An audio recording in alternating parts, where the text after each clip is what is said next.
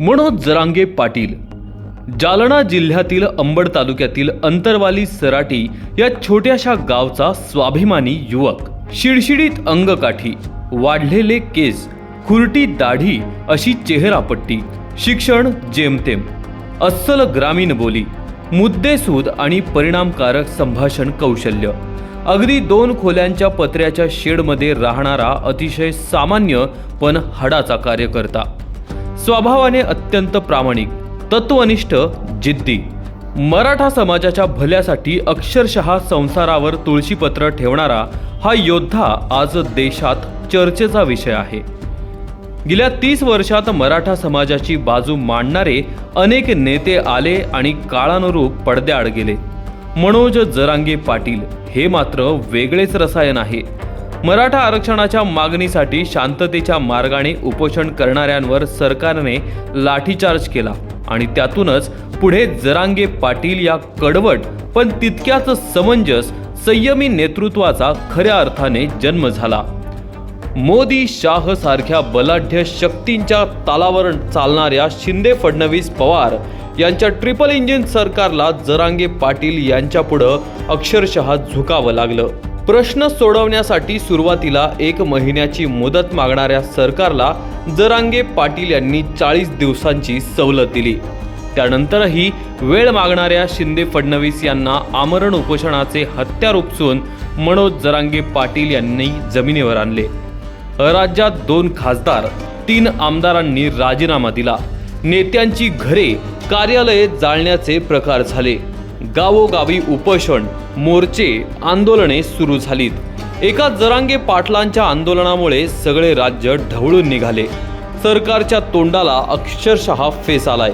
या आंदोलनामागे कोणत्या अदृश्य शक्तीचा हात आहे का असा प्रश्न येतो त्यावेळी नेहमीप्रमाणे शरद पवार यांचे नाव चर्चेत येते।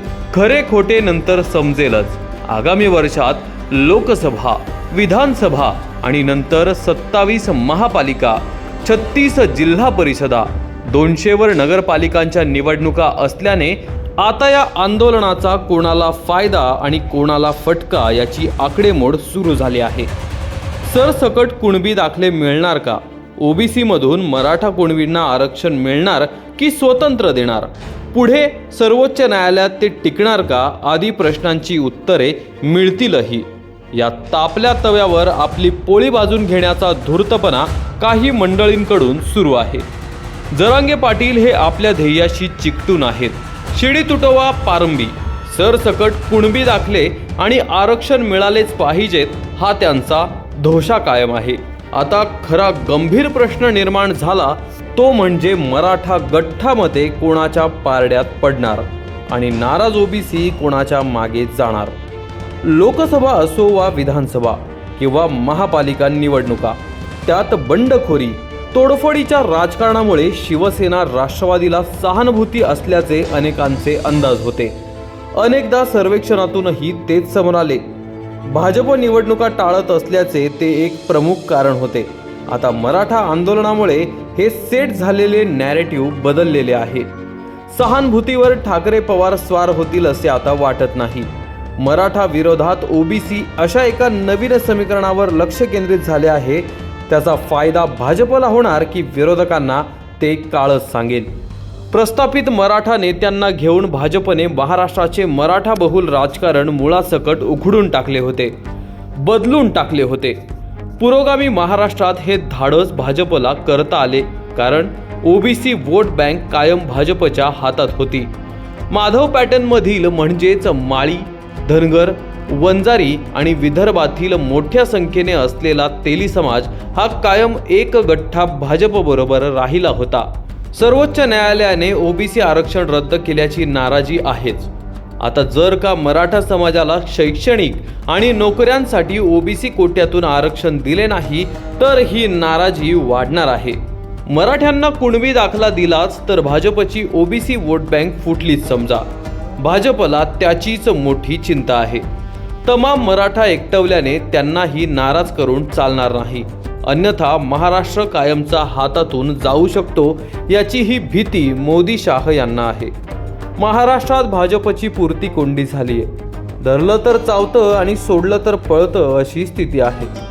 महाराष्ट्रावर आलटून पालटून राज्य करणाऱ्या बलाढ्य मराठा पुढाऱ्यांना बरोबर घेऊन राजकारण करणाऱ्या फडणवीसांची चाणक्य नीती इथे सपशेल अपयशी ठरली आहे. आजवर 7 ते 8 मराठा मुख्यमंत्र्यांना जे जमलं नाही ते मराठा आरक्षण देण्याचे धाडस करणाऱ्या फडणवीस यांची वैयक्तिक प्रतिमा सुद्धा ढासळली आहे.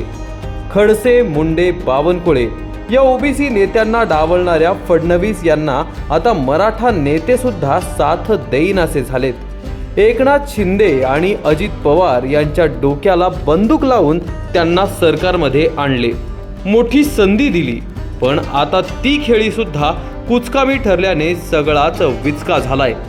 आता मराठा आरक्षणाच्या मुद्द्यावर ना मोदी बोलत आहेत ना शाह फोन करतात. निवडणुका झाल्याच तर मात्र दोन्ही बाजूंनी भाजप म्हणजे फडणवीसच मार खाणार. मराठा योद्धा मनोज जरांगे पाटील यांच्या पहिल्या आंदोलनाला पहिल्याच दिवशी प्रथम भेट कोणी दिली होती ते आठवा. या प्रश्नाचे मर्म ज्यांना कळाले आणि हे मिसाईल किती दूरवर जाईल याची पूर्तता अंदाज ज्यांना होता ते म्हणजे शरद पवार. एकाच दगडात अनेक पक्षी कसे मरतात याचे कौशल्य फक्त शरद पवार यांच्याकडे आहे. जरांगे पाटील यांच्या विस्तवात तेल ओतायचे काम प्रत्यक्ष अप्रत्यक्ष अनेकांनी केले. त्यात पवार यांचेच नाव आघाडीवर आहे. काही न करता नामानिराळे राहून पवार सगळ्या आंदोलकांकडे पाहत आहेत. त्यात आंदोलन भरकटले, जाळपोळ झाली तरी बदनामी ही राज्य सरकार आणि प्रामुख्याने शिंदे फडणवीस यांचीच होणार आहे. ओबीसी मधून आरक्षण दिलेच तर ओबीसी हा भाजपचा आधार शिवसेनेकडे सरकू शकतो, म्हणजे भाजपला फटका. शिंदे फडणवीस आणि अप्रत्यक्षरित्या अजित पवार या सगळ्यांचीच यात शिकार होणार आहे. हाताची घडी तोंडावर बोट ठेवून आज शरद पवार खेळ पाहत आहेत. काळ खूप कठीण आहे. मनोज जरांगे यांनी निर्माण केलेल्या या झंझावातात आता कोणाची नौका बुडणार आणि कोणाची टिकणार ते पाहायचे. आज तरी देवेंद्र फडणवीस यांनी स्वतःच्या पायावर दगड मारून घेतलाय असे म्हटल्यास वावगे ठरू नये. उद्या मराठा समाजासारखे ओबीसींचेही आंदोलन पेटले तर त्या आगीत पुरोगामी महाराष्ट्र होरपळणार आहे. गावोगावी एकोप्याने राहणारे समाजमन दुभंगणार आहे. धर्माच्या आधारावर मतांचे राजकारण होत होते ते आता जातीपातीच्या आधारावर होणार आहे. देशाच्या स्वातंत्र्याला 75 वर्ष होऊनही आपण पुन्हा पुन्हा भोपळे चौकातच परतून येतोय याची लाज वाटते. आरक्षणाच्या लढ्यातून मराठा समाजाला काय मिळणार हा भाग गौण आहे. गलिच्छ राजकारणातून महाराष्ट्र आणखी 100 वर्षे मागे जाणार हे नक्की. फक्त गरीब मराठाच नाही तर तमाम गरीब समाज सधन झाला पाहिजे. पण त्यासाठी अशी आंदोलने गरजेची आहेत का याचाही आता विचार झाला पाहिजे.